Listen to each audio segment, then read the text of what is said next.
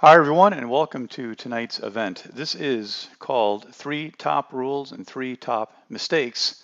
Let's take a look at where we're going to go with this here. This is the introductory paragraph. There's no guarantee that I'll touch on the top mistake or the top rule needed for every person in attendance. Everyone's a little different and at different levels in their development. However, there's a good chance that I will touch on at least one topic that will benefit everyone. You can read the rest of that was sent in an email earlier, so I don't want to read that anymore, but there are a couple additional notes that I do want to cover before we start here. Introductory comment number 1, naturally, there are some obvious rules that are never learned and mistakes that are frequently made. But they are one-line topics, not learning what you're doing, listening to news and fundamentals, etc., etc. They can become overcome fairly easily. It's a mindset for the most part. This doesn't mean that they are easy to overcome all the time. It's kind of a contradiction there, but all the time. But the topics today are ones that are hard to recognize or overcome. So my point is naturally when we're talking about rules, mistakes, there are billions of things that can go wrong. And what I'm trying to convey today is that for people who are really serious about learning, trading, investing, I think a couple of the more common rules that never get learned, a couple of mistakes that get made too frequently. That's what I'm really focusing, because naturally you could back up and say, almost anything from day one can be a mistake, to not learn how to share size, to not learn technical analysis in the first place. But that's not what tonight is. Tonight is very specifically, after working with people long periods of time, a couple of the top ones. And it's hard because there are several. As a matter of fact, as I often do, I sometimes get too much information going for a 1-hour event. And I realized I was going there tonight. So I'll tell you what we're going to do about that in just 1 second. Naturally, none of these topics below are totally new. I've done 3.5 years of topics. It would be quite a disservice if you never heard of the top 3 anything that I discuss. What I'm saying there is that if I'm giving you the top 3 things that I feel are top rules or top mistakes, I think you'd be quite insulted if I gave you some brand new information tonight, right? Because obviously I've been doing these events for you for 3.5 years, and I obviously have been giving you the best information that I can. So you have to kind of almost look at tonight as a little bit more of a highlight reel, so to speak. Anything I talk about tonight, hopefully you've heard or digested somewhere before. Does that make sense, everyone? If you heard a new topic out of me tonight, you'd kind of probably be like, what are you doing to us? How can this be the most important topic in the world and you never told it to us? So, but however, as always, I do put a little different twist on things often. And the twist tonight is going to be with an emphasis about trying to really, make money at doing this, which is the downfall of a lot of people. A lot of people kind of learn what they're doing to some extent, but never to the level that they can really accomplish the goals they wanted to accomplish, which for some of you may be taking over your long-term accounts. It certainly isn't hard to beat Wall Street out there for reasons I've told you before. Anybody can learn to do that. You may want to make some extra money part-time day trading. If you need some extra income for your family, maybe rather than going and working as the cashier at Walmart for 20 hours a week, maybe you sit at home and day trade a couple of mornings for a couple of hours. And maybe you want to look to quasi-retire and become more of a full-time trader and investor.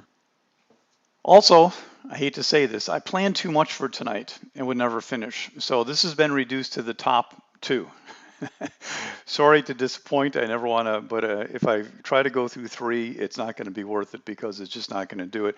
And I also was encouraged by that because I had kind of 2 of each that stuck out to me when I decided to do this topic. And I was really kind of straining as to fit the 3rd one in there. So we're going to do the top 2. Well, that's why I added that, Thomas, because I was torn for the 3rd one in both categories between several. And I figured, well, as I go through this, it'll come to me which one to do as the 3rd one. In other words, I had 2 of each clearly in mind that I wanted to do, the reason for doing this. And I said, well, there's a whole handful of other things. Certainly I'll find the 3rd one. But then when I did the first 2, I was like, wow, this is just too much. And I never really arrived on the 3rd one. You know what I mean? So I never had it firmly in place. I decided not to pick it before I actually decided what it would be. But we can go over some, things that it could have been. If that's what you want to do, that'd be a good idea. Here's number one. We're getting right into it. Never chase your entry. So why did I pick this one of all the different things that we could talk about as number one top rule? This is a rule. Well, I think this is probably geared to somebody who is not necessarily beginning.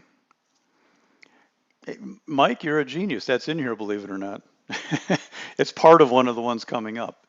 But I don't think I really put it under this category. You know, fear of missing out kind of comes in a few different categories, really, a few different shapes and forms. But this one I put in here because I think if I was going to call this a top rule, this would be a top rule for somebody who has been maybe working at this a while, maybe has some pretty good knowledge already, and they just can't turn the corner. And this one here, when I said that naturally these topics tonight may overlap things I've talked about in the last 3.5 years because they have to. This one actually, the most additional information on this topic would actually be the very last one that I did, which was the last one I did, which was 2 weeks ago tonight, actually, tonight. What patterns do you trade? I talked about this one in there as part of that presentation. And I think this is one of these that is a real silent killer. And I like to use that term sometimes. Let me back up and talk about why I like that term. Let me give you a great example of a silent killer in trading. When people first come to the market, a lot of times they just struggle, blow out an entire account because they lose big chunks of money right away. What's the reason, everyone, that people lose big chunks of money right away? TG, that's great, only trading 2 patterns. I have 2 super favorites, and then I'll throw in a third or fourth sometimes.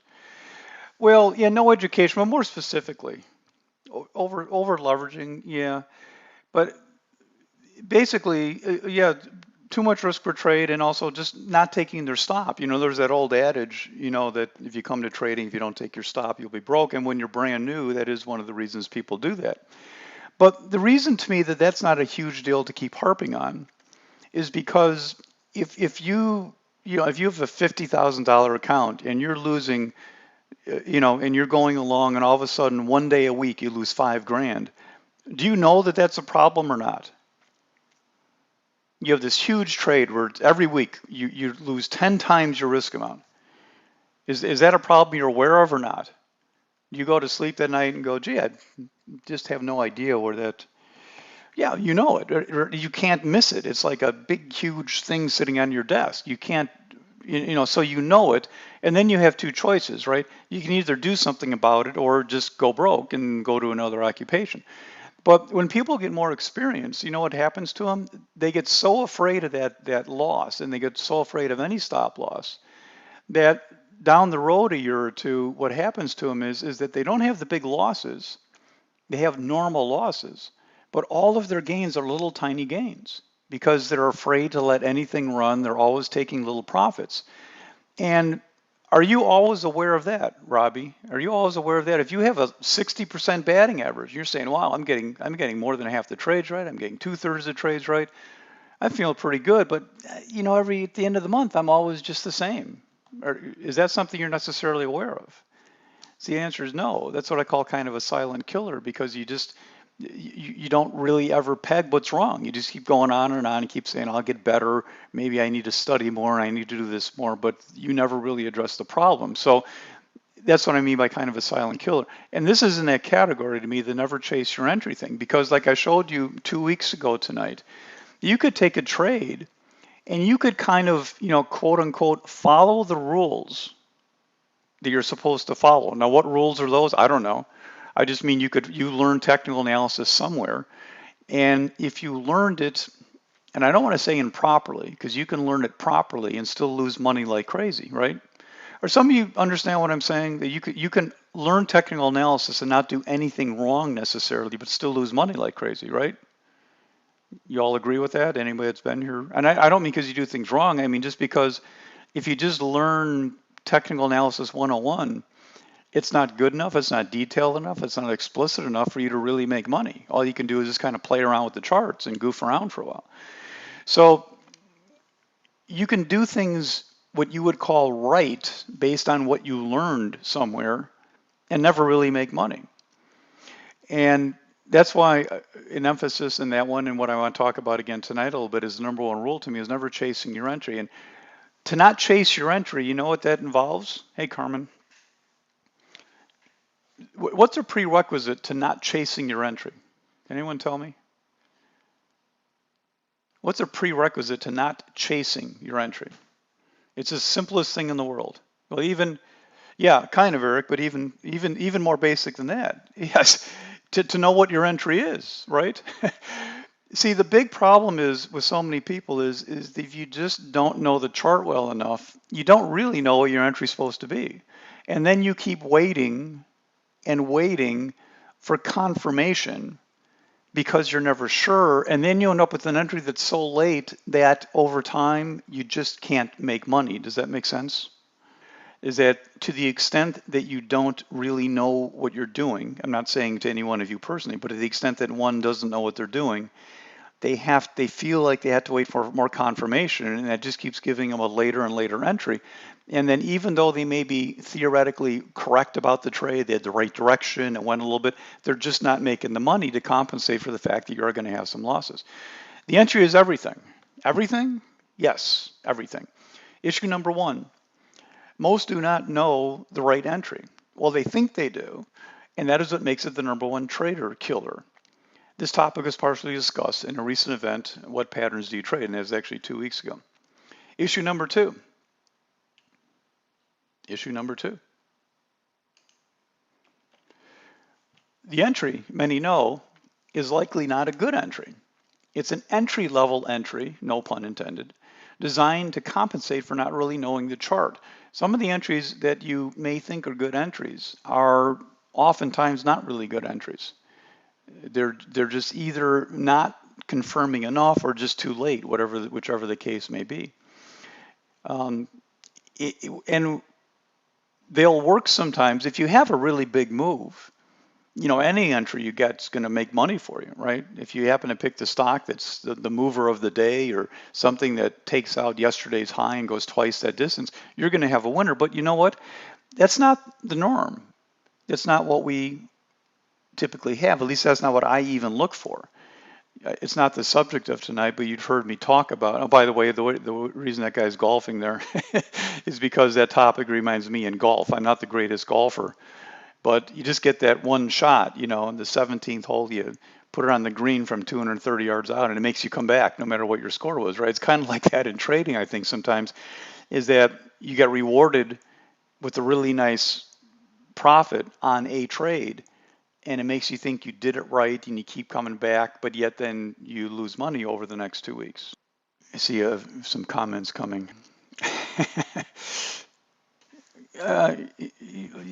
Yeah, that's a little different terms than I've heard, but I guess you could also just call it learning the wrong way sometimes.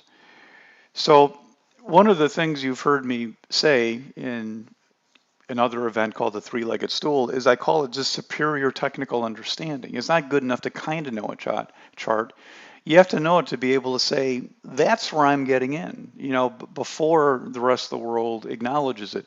One of the dumbest things I ever hear, people that don't really know what they're saying, and they'll talk about volume, and they'll say, well, I want to see really big volume come into it before I get into it. Well, that's really a very novice way of doing it.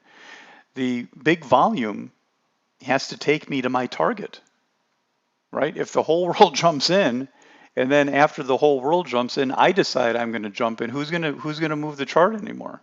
And I'm speaking theoretically, of course, because I know, but see, we have to be smarter than that. We have to know when to get in. A good entry and good exit can make up for a lot of mistakes. Yeah, Thomas, you ready for this one? Are you sitting down?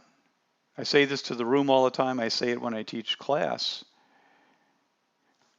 But I would rather have a great entry to a so-so strategy than a so-so entry to a great strategy. And it's for exactly the reason you said.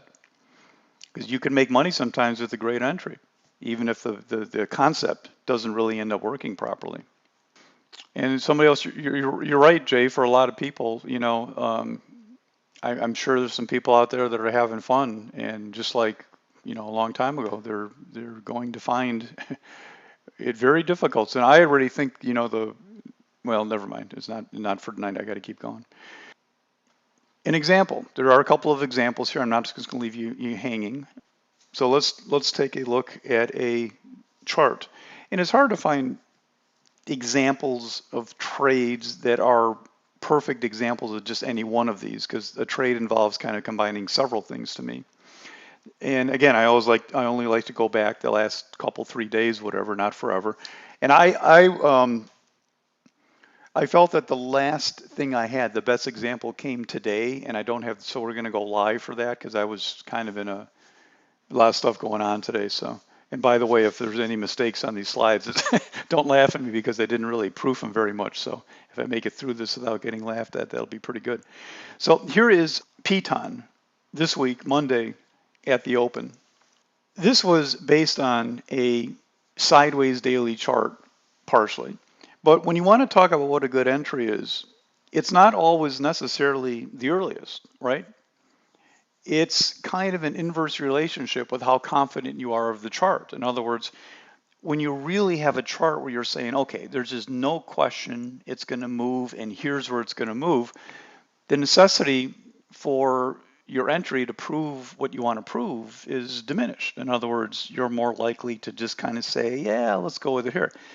And when you're unsure of the chart, and there are times where you may have a good strategy, but it's not exactly clear exactly where, and I'll show you an example of that in a minute. And then you need the entry to help you. You need the entry to help you find the right strategic moment. What is actually the number one job of a great entry? What is the number one job of a great entry? Many of you know this already because I've asked it more than once. Number one job of a great entry. It does a lot of things for you to nail it, to keep you out of a bad trade. That's right. That's the first job. It doesn't always do that. Naturally, we have losing trades. But you could have a strategy and you get to an area and you say, you know what, I think this is the area. But just to be sure, I want some kind of confirmation we're going to move lower or higher from here. And that's where your entry helps show you sometimes. And if the entry doesn't prove that to you, perhaps you pass. And by passing, you stay out of a bad trade. That's the number one thing. So this was primarily sideways. Now, part of understanding what kind of entry you want comes from the whole picture of how aggressive you are, how much you like this lower. So this entry is going to come. This is the this is the open of the day on Monday. That's the 28th. So that opening is going to come at the very top of that little bar there. It's going to come very, very soon. As a matter of fact, that entry is going to come 2 minutes into the trading day. But what about this? What about this? There's a question here. What about this daily chart emphasize the bearish bias? Can anybody tell me? Because if you look at that 15-minute chart, I'll grant you, that's not something I would pick out of a book of charts and hang it on the wall as the best example of a sideways pattern I wanted to short. But what about that had me saying, you know what? I'm going to bend a little bit to short this thing because something else is going on. What was that? Right, exactly, Eric, the gap, right? This stock had gapped down the day prior. And it wasn't a hugely off the chart bearish event because it didn't free fall below its last daily support level. But nevertheless, this brings in a lot of selling pressure. People mistakenly call this a void above, a tradable void. It's not. There's a presentation about that as well you can listen to if you want. So I had, a matter of fact, it wasn't really the 15-minute chart. It was the gap carry list. In other words, this stock had gapped the day before. Didn't do anything with it the day before, but it was on my carry list. In other words, to look at it the next day. And when I had this little rollover in the close and it was opening just kind of flat in here, to me, I had it kind of trapped in this little area in here, if that makes sense to you. And actually, you can kind of see it maybe on the next chart a little bit as well. So this was a favorite at open, and it was what I call kind of a two-way thing. I could have possibly done it running up into resistance or possibly done it on weakness, on strength or on weakness, I call it. So boom, boom. Here is now the 1 minute chart. same day, same time. And that is what I used to get in. It was just right in there. It was just right in there. Now, obviously, that's not chasing an entry, right? Yeah, yeah, a little. Everything the green bar ignored thing is true. As it turned out, hard to say, but it had gapped up here, and then it was just this little bit of weakness is all that I needed to jump in here. So if you would have waited for that, obviously depending on where you waited, it depends what would have happened. You might have still made good money. This one gave another entry. You don't know you're going to get that ever. And if you would have waited for some other type of entry, it would have had half the profit because you can tell my stop would have been twice as wide, so it would have had half the profit. So there's that balancing act that you have to do, which is how much do you love the trade? How much room are you willing to give it? Because that's going to be inversely proportional to how much money you make. So it's all this balancing act you have to do. But never chasing your entry, the first requirement of that is to know exactly when and how you want to enter. So that was Monday. Turned out to be, a good trade. It makes over the day's goal. And that was all well and good. But could have been a lot more also, because this, if you notice on the 15-minute chart, if I take you back there, this never took out the prior low that day. So I ended up taking some on the way down and held some till close, I was hoping in the close here that it would fly lower, but it just ended up holding there. So it was a good trade, but when I evaluate a trade like that, it's not just what you made, it's kind of about what you could have made. In other words, I call it the home run potential, I'll say to the room. I'll look at the home run potential sometimes. So to me, that was part of this, in that it was a great trade to the prior low, that's great. But since I had taken some money off the table, I was holding it to close, hoping to go even lower. So if it would have broken that daily area, it could have been even better. Is this about day or this was a day trade? The ones I'm showing you here are day trades. I personally don't swing trade TG. I go out to a longer time frame after that. I either day trade or I'm looking to hold for, weeks, let's say.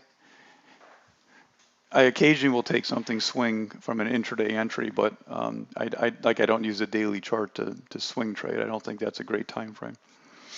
All right, so let's move on here to number 2. You're going to like number 2 here. Number 2 is a little more theoretical, but I think important nevertheless. Entry 9:32. By the way, if you're entering something at 9:32 in the morning, you kind of got to have a pretty good bias on it, right? Because the information you're getting from the intraday pattern is next to nothing. That doesn't mean it's bad. It just means there's certain trades that I feel you can do early, and they're worth looking at because you get a lot of big moves at opening 30 minutes, right? Everything I talk about applies to a daily chart, intraday. It's all the same. All technical analysis is the same. It doesn't matter what chart you're looking at. It's all the same concepts. It applies to a daily chart, an intraday chart, all exactly the same. Well, the market was just opening, Ron.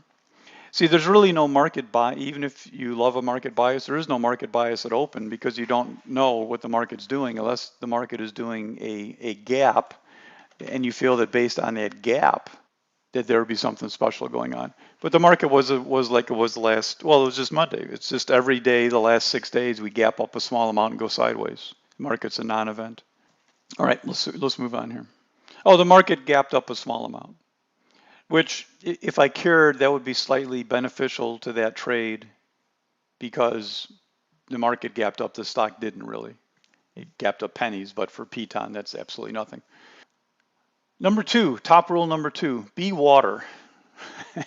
What does that mean? Be water is borrowing a phrase from a famous person. And to explain it, I'm going to borrow another phrase from another famous person. Yeah, that's right. Yeah, so to explain Bruce Lee's comment, I'm going to use Mark Douglas. Be flexible in your expectations, be rigid in your rules. This, I think, this is more of a philosophical one than it is to let's look at a bunch of charts. But it's a very, very important one. And actually, I am going to show you a chart for this. It's going to be on a non-trade, right? Be flexible in your expectations, be rigid in your rules. And of course, the follow-up to that is most traders are actually rigid in their expectations and flexible in their rules. And that's why a lot of traders have a hard time. Water is flexible, so it takes the form of any container. But once it's in that container, it will sit level no matter what you do to the container. That's my little interpretation of that, is applying it. That's taking Bruce Lee and applying it to trading. So we don't have to spend too much time on that. But here's an example. And this, it was interesting as I was doing this slide and writing the words, this trade just popped in my head. And it was unusual that would pop in my head because it was actually a non-trade. So this was Teva, whatever you like to say, on Monday. Well, issue number one for being water is that everything in the market is a working model. It's a constant series of if-then comments. And when I say the market, I mean market analysis, any trade analysis, anything you're looking at. It's never an absolute to me until you actually hit the button, right? Does that make sense? I just said it is Mark Douglas. I gave you, let me make sure I'm giving full credit to Mark Douglas. That's his quote exactly. Yes, I'm not hiding that. It's one of his quotes I like very much. Every trade we do, everything we do is a constant analysis until we hit the button, right? Does that make sense? It's a constant series of if-then comments. I don't care how much you like a trade. You like a chart, you like where it opened that day, you like what the market's doing, you analyze where it goes the first couple of minutes, the first half hour, whatever it is, and we're constantly evaluating what we're doing. And this is where some people really mess up, and this is why, to me, this is the number two rule. They get a certain bias in their head, and they just don't change. And I'm not talking about a big picture thing like, oh, the market's got to go lower now or whatever it is, and they just keep shorting for days. I mean, on any individual trade even. This was a great example. On Teva on Monday, I liked this chart, and I wanted to short this. Let me read this comment again to make sure we fully got that. I don't think I'm finished. It's a constant series of if-then comments. There is a bias, as always, but it is constantly confirmed, challenged, and re-evaluated. And when I say a bias, it means that a perceived plan. There's a stock that's doing something. I think it's going to go lower. I think if it rallies to this area, it's going to go lower. There's my bias. But that bias is constantly confirmed, challenged, or re-evaluated as time goes on, right? Hang on here. I think I have this a little mixed up. Oh yeah, well there's a botch for you. You're not supposed to be seeing that up there. The cover up of the chart was not very good. Oh, there's the red bar. What happened? Okay, I have these charts a little messed up. I apologize. So, well, it doesn't cover it up real. Pretend you don't see that up there. How's that? Before open on this particular day, I wanted to short this if it ran up to this area. So I'm talking about where it opened this day, right? And I think this is a very thick area of resistance. Every time it hits here, it really got whacked days. So I'm looking for a little morning 935 pop, run up and short it right here, and then let it fall back down to here or to here. That was the plan. So that was the concept. That red line up there was the area. So what happens in the next day, or that day, is we ran up a little bit short of where I wanted to go. And then we ran up kind of right to that area that I identify as around 1260, 1265. So my question is, do you short it there? Well, give me some comments on that based on the chart. And I wish I had the rest of that covered up. I'm sorry about that. But so it runs to here initially. It runs to there initially. It was a little bit short of the area I wanted to go. Then it comes up to here. And that's right in that area. This area here is like kind of exactly right in that area from the prior slide that I thought was that red line. But I decided what? What would you do about shorting that there? Well, I'm not going to take that as an answer where you would put your stop, because yeah, in any trade you could put your stop 14 miles away and say it would work. But the question is, what are the evaluating that as a short? Has the chance for success changed? Let me phrase it that way. Has the chance for success changed? Great answer, Jay. Yeah, great answer. Yeah. it has changed. And again, it's not just I'm saying this now, it's because when it came up to here, I said, no, don't want to short it. It's higher. Yeah. Yeah. Yeah, I know. Unfortunately, you see the answer here. But why, the real question is why though, right? Well, there's two issues. Number one, when it got to here, it was very close. And when I missed it, it should have just dropped, number one. That's number one, is that why is it coming back? But number two, look the way it came back. This is the area right in here I want you to notice. See, we're asking a question all the time. This is what I mean by constant analysis, right? When we run up to here that first time, I don't have a whole lot of information other than the chart from yesterday, right? It's not just the uptrend, Thomas, because I'll short an uptrend all the time on a small time frame when it's coming into a big time frame resistance area. So it's just not the uptrend per se. And this is what I mean about getting beyond just kind of the simple terms. But when it comes to here, I have very little information, right? And luckily I said no there, it wasn't high enough. I was expecting it at that point to just keep kind of running higher. That's what, and then I would have shorted this for sure. But this is the area that Jay pointed out that is devastating to me. And that's something you don't short back into. It's not just the uptrend per se. It's the fact that you're asking a question all the time. You're right. You're kind of saying, are the bears ready to take this lower? This is a bearish pattern in general, bigger time frame. But I don't know if the bears are going to come in here or here or here or here or here. I don't know where they're going to come in for sure. So I want to see some confirmation of what's going on. So it looks like, oh, the bears came in. But then look at here, right? See that red bar right there? I get all these lines all over the place. You see that red bar right there? See, that's the one that took this downtrend and said, no, guess what? We're not going lower, right? So what's the topic we're on? It's being flexible in your expectations. I wanted to short this, but when it got to the area I wanted to short, the way it got there made me change my mind. I wasn't hung up on the idea that, oh, I have to short this thing. I have some other stocks I'm looking at, and even if this is the only stock on planet Earth, somebody in the room that day, right? Somebody in the room, you might remember, it was just from Monday, right? When it got to there, suggested maybe short it there, I said, no, this is going higher, right? I'm not bringing any names up. I'm just happened to be a great example because, it's just a good example then. And you knew that too at the time or minutes later. Remember, when you're looking at a smaller time frame, it's going to be subject to the bigger time frame. Like somebody said, oh, I wouldn't, it was in an uptrend, so you wouldn't short it. That's not the answer because I would short an uptrend. I do it all the time. As a matter of fact, if you're shorting a big time frame down, here's a quiz question for you. If you're shorting a big time frame downtrend, if you're shorting a bigger time frame downtrend, what percentage of the time will the smaller time frame be in an uptrend? Anybody know the answer to that question? If you're shorting a bigger time frame downtrend, you're shorting a daily chart downtrend, what percentage of the time will the 15 be in an uptrend when you're looking at shorting? Yeah, always, 100% of the time, right?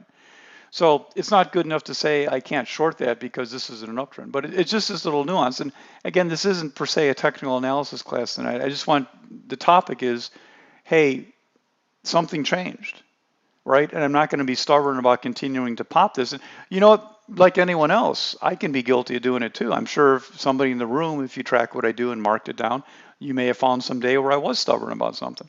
That happens. I'm not perfect. I have losses. But what is important is that you try and recognize and change them all the time when you do have something go wrong. All right, let's keep going on here.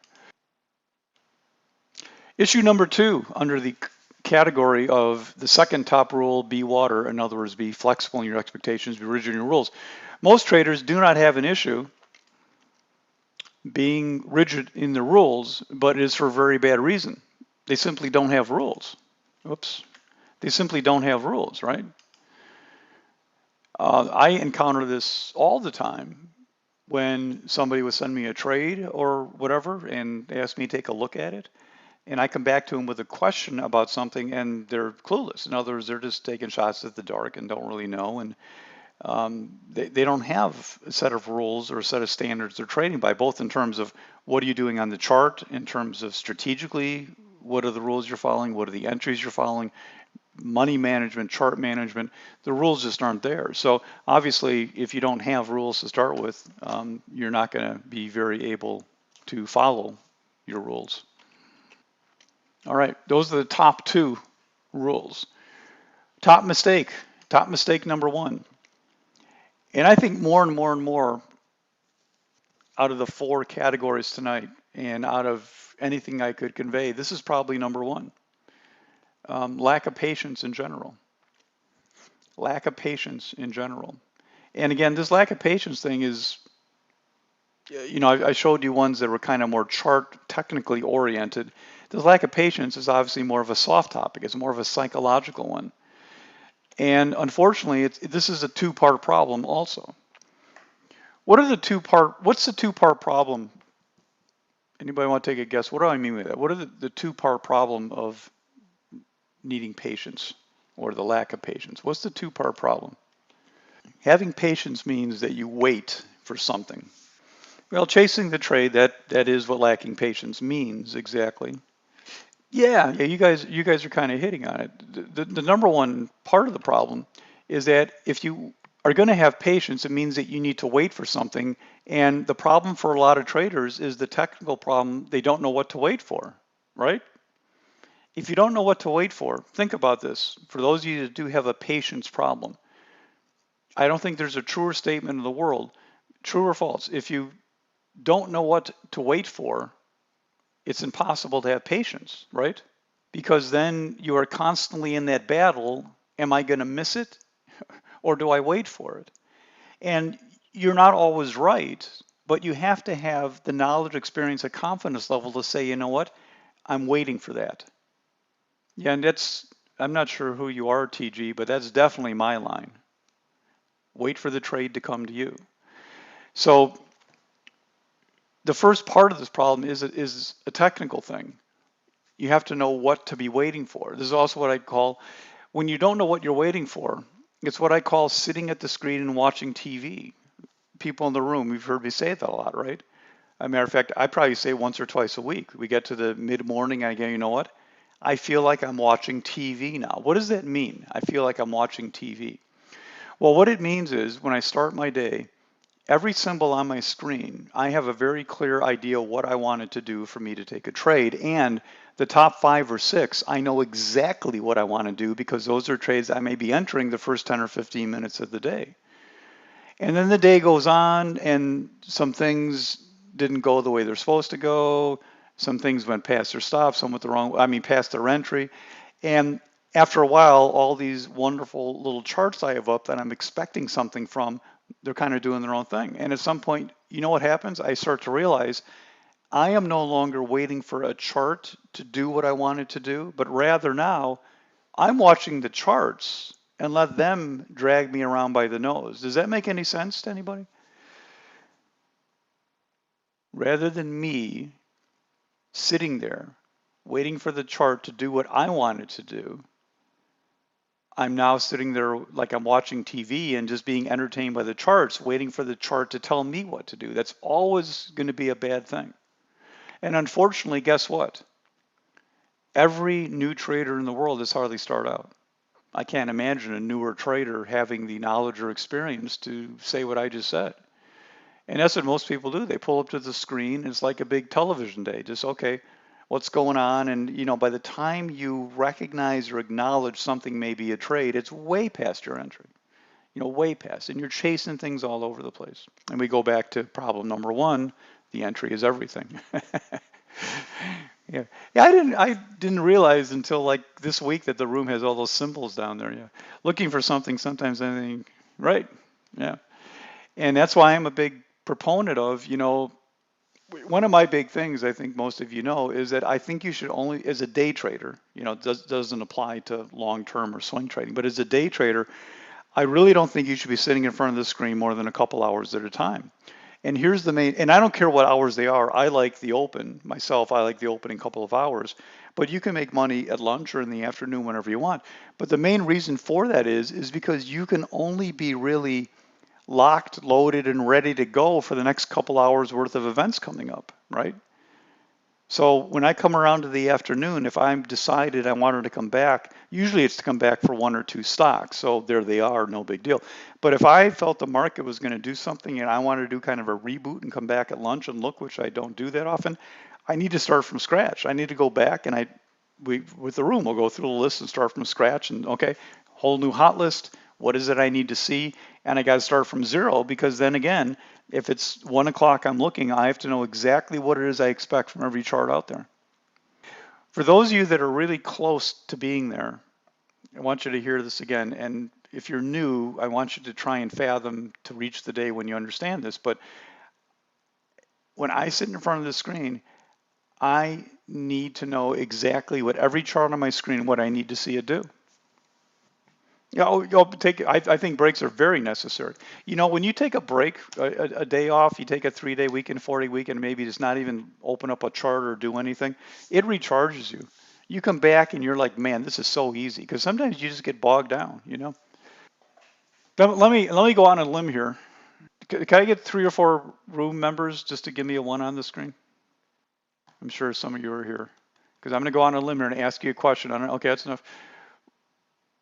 When we start the day every day, do I 100% know every symbol on that hot list exactly what I wanted to do and explain that to you? Is that true or false? Every single day, there's 5 or 6 things, let's say on average, hot list items, and I know exactly what I want them to do, and I tell you exactly what I'm looking to do. True? So I'm just explaining to the rest of the people, this isn't just words, this is what you live by as a trader. All right, 2-part problem. So number 1, and you know what part 2 of this is going to be, right? Issue number 2 is going to be, even when you know what to wait for, there's a psychological component, and it's called FOMO. What is FOMO? And I have to pull up my charts over here, which will take me just a second here. What is FOMO? Yeah. Fear of missing out. Fear of missing out. Why is fear of missing out such a problem? Should have charts coming up there. Yeah, it is kind of the antithesis of lack of it is lack of patience. It's the opposite of knowing exactly what you're doing. See, fear of missing out says you didn't really know what your entry was going to be, right? Isn't that the same thing? It does true? Isn't fear of missing out the same thing as saying I didn't really know what my entry was, right? You're just watching TV. Now, understand, I'm not saying that sometimes it's a very tough call, but nevertheless, I draw lines in the sand and I follow those. Are they wrong sometimes? Sure. But I'm never just blindly saying, oh my gosh, it's getting away from me. Let me just jump in here, right? So this is UAA from today. And here, so here you're looking at a 60-minute chart. UAA gapped up today. And I felt this was a bit of a novice gap, meaning that it was a gap up that could be shorted. You'd make more money trading it short than trading it long, which is back in vogue this last couple of weeks for a period of time. Those are almost impossible to do. And so here's the 2-minute chart, and let me adjust this a little bit so you can see it better. So here's the 2-minute chart. So I was looking at this, and let me again pull up a tool here. Okay, so I was looking at this when it opened, and I didn't feel it was good enough to do on 3 2-minute bars, right? And for the room people, this wasn't top hot list thing. It wasn't something I wanted to do early.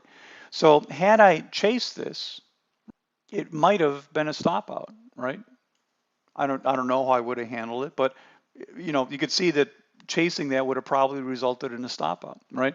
And part of the reason was because it's just not as clear on this pattern. So my knowledge of the pattern and the gap in the chart said, you know what, this is not good enough to just take on the fly at the open. I need to get some more confirmation to see what's going to happen. So I got that when the stock came flying back and made a new high. And as a result of making a new high, it fell. It's still bullish. But where did it actually get bearish? When it bounced here and then boom, took out that. You see that, everyone? That's the confirmation. Now, is that as great of an entry as if I would have shorted right on that topping tail? No. Sometimes I'll short that topping tail. But for me to short, boy, is that a terrible arrow? But for me to short that topping tail, if I was going to short that right there, I have to have really supreme confidence of the bigger time frames that's going on, right? I didn't have that here. As a matter of fact, this is not ever a favorite. It wasn't until it bounced here and then started to fall that I said, you know what, under there, that's good to go. And that's what the trade was. And it ended up being a decent trade. It made good money. It never free fell, never filled the gap or anything, but it was good because with that entry, even though it was a later entry than I would sometimes do on something like that, it was able to use a little bit of well, stop wasn't really snug on this one, but it wasn't bad. So that's my little fear of missing out thing, is to say, it's not to say that I would never take it short here, but it would be a decision I would make ahead of time to say, yes, that's acceptable. And if I was wrong, I'd be wrong. That would be my chart reading skills. But the point is, and the distinction here is that if I had decided I needed to wait, I'm not going to short it here out of FOMO, out of fear of missing out. I just don't care. One of the expressions I love to say all the time, and actually I haven't said it that much lately, but especially as a day trader, is it's not what you miss, it's what you make. It's not what you miss, it's what you make. Because I like to walk away every day for most of the day after we're done with the morning session. And I know that anybody sitting there could look at the chart and say, Paul, you missed this, you missed this, you missed that. I said, well, you know what else I missed? Maybe I missed 5 stop outs. Maybe that's what I would have done today. It's not about what you miss, it's about what you make. And it's easiest to make money when you have the odds most in your favor, whatever you feel that is for you. Okay, slides back, good to go. What was your management on that trade? Did you set a target or trail down? I ended up, a lot of times I don't have an initial target, Ron. I know some people will tell me that I'm violating all the rules of trading doing that, but it's how you get there. And when it had that, I can't pull it back up, but you could see it had that really hard puke, right after I got in, it puked. So I was trailing something, yeah. So I trailed on the way down, and then let the rest of it go to the end of the day. Top mistake number 2, and this is I'm going to call it a soft topic because there's not charts on this one, but reverse engineering. You've heard me use this term before. And again, I'm only here telling you this stuff because I think it's, to me, some of the bigger problems for people learning. It may be at any level, brand new or more experienced. From what I see from people trying to learn that are struggling in one way or another. And naturally, a lot of people are doing great and have made it. A lot of people are just getting their toes in the water a little bit, so to speak, and not expecting to do well yet. And some people are, learning the right way and doing great. And, you're all over the map that's listening to me here. But reverse engineering to me is a really bad it's across the board, but it is something I think it really prevents you from learning. It's trying to take the shortcut, if you will. It works in some fields, but is very low odds in trading. And what this means is that you're trying to learn how to trade by looking at a lot of winning trades and then looking to see what made them uniquely successful. The problem is that you don't know what made them successful. You don't have the knowledge to know what made them successful. I'll tell you a chart moment. Let me first of all just try and warm you up to this because some people are unsure what it means to say reverse engineering. If you were on the local town board and you were in charge of doing a survey about why people are coming to your town so you can increase tourism, but you can't stop and talk to people. So what kind of things would you look for?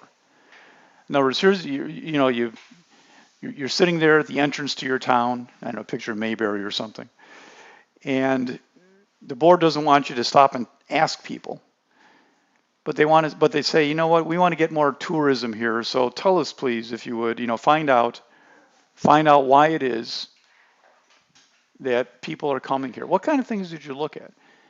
Well, you go out and you look at cars and you see all these cars coming and you see that that the 2 of the 10 cars are green.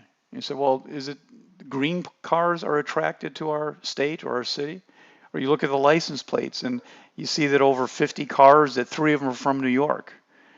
Does that mean that every car is coming from New York? Does that mean, in other words, the only way that you would really know why people are coming there is if you stopped and asked them and the people told you, look, I'm coming here because I have a business meeting. I'm coming here for your beach. I'm coming here for that restaurant. That's, in other words, is having the knowledge to know why people are coming. If you don't have that knowledge and you're not allowed to obtain that knowledge, anything else is a superficial guess. I'm not sure this is the best example at all. And maybe just the charts itself is the proper example. But people will look at winning trades, and unfortunately, I hate to say this, but I perhaps am guilty of promoting reverse engineering. And does anybody know how I do that? It's with good intentions, and I think on balance it's a good thing, but for some people it's a bad thing. What do I do that actually can be bad for some people? I don't think it's bad for everybody, or I wouldn't do it, but is bad for some people? Posting your trades. Well, the whole free stuff page. The whole free stuff page. Yeah, the whole free stuff page. I mean, part of it is educational, understanding type videos, but there's a whole section up there about the trade of the week type stuff, which is posting trades that have some kind of illustrative purpose. But, I get a lot of people who look at those and rather than trying to learn how they're done, they look at the trade and they go back and they decide what it was that made me take that trade. So I'll get people all the time sending me a trade and saying, Paul, just like you did on Macy's last week on that short, blah blah blah. You called it this, and I did the same trade, but why didn't it work? And when I look at their trade, what do you think it is? Yeah, not even recognizable. I mean, in my eyes, it's like, I pulled up in a blue BMW and you pulled up in a rust colored Volkswagen. It's like it isn't even the same thing. Why do people do that? Well, because they're looking at something and God knows what they're looking at is being the criteria from which now naturally I give an explanation, right, of what it is. But, under a downtrending base, okay, there's some words, right? Unfortunately, the technical analysis most people learn under a downtrending base, I could probably put out, 30 different looking charts and no two would agree on what a downtrending base is. So I'm using words that are a summary of lots and lots of teaching education that I do, but somebody else comes along and they show me a chart and to me that wasn't even downtrending. It wasn't a shortable base. It was a base that you should play the bottom to hold, not to break. So there are so many different variables that you look at, and the problem with reverse engineering is you're trying to shortcut the learning process to just say, hey, here's a winning trade. Let me synthesize how it happened. Now, theoretically, you can do it. Theoretically, it would work. If you're a very smart person and you really synthesize a lot of trades, and I think you could figure it out.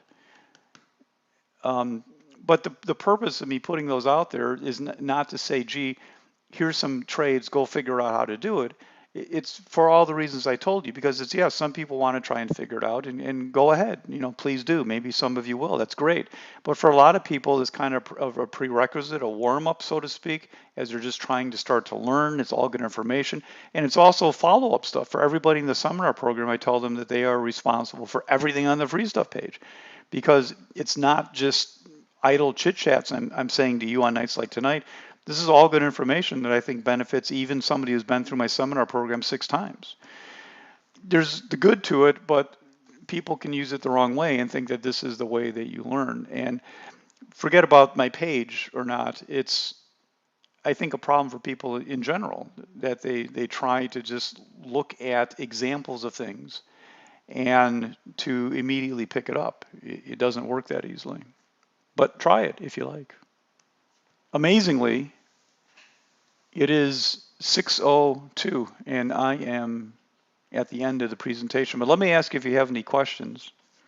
Oh, there's the free stuff page slide. Thought I had that up there. What's the difference of looking at failed trades? What's the difference at looking at failed trades?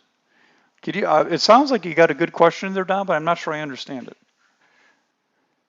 Well, read this slide while you're there in case you don't know this. If you are, I want to take that question, but for those of you who are looking to day trade but don't have the $25,000, there is a simple way that you can do it. You need to email me and I will send you the information where you can be trading 10 times. And I don't recommend anybody do this if they don't have resources in general. But if it's tied up in something else, tied up long term, tied up in your house, you can day trade with less than the $25,000 SEC required amount. How do we look at that? How do we look at that? Oh, how do you look at losing trades, you mean, Don, your own losing trades? How do we evaluate losing trades? Is that the gist of your question? Okay, well, for you specifically, is an easy answer. On your seminar resources page, there's an entire video about trade evaluation, what you should look for and what you are.